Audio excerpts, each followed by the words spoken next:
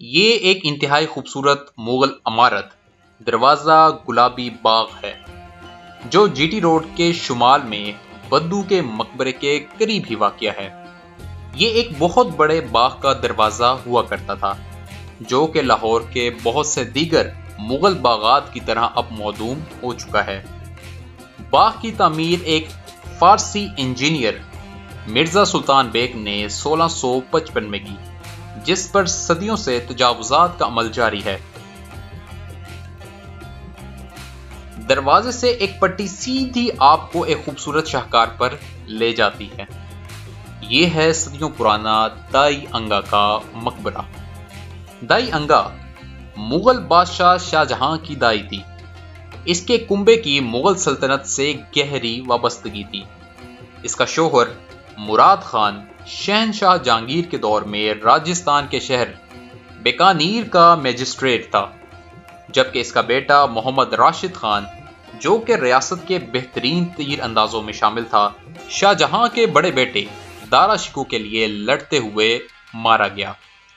شاہ جہاں کی اپنی اس دائی سے محبت کا عالم دیکھیے کہ حج کے سفر پر روانہ ہونے سے پہلے اس نے لاہور میں اسی ہی کے نام پہ دائی انگا مسجد بھی تعمیر کروائی، جو کہ ریلوے اسٹیشن کے عقب میں موجود ہے۔ واپس آتے ہیں اس مقبرے کی جانب۔ اس کی تعمیر 1671 میں ہوئی۔ باغ مربع شکل میں تھا جس کے بیچوں بیچ یہ مقبرہ تعمیر کیا گیا۔ مرکزی عمارت تک پہنچنے کے لیے ایک سیدھے رستے سے گزر کر جانا پڑتا ہے۔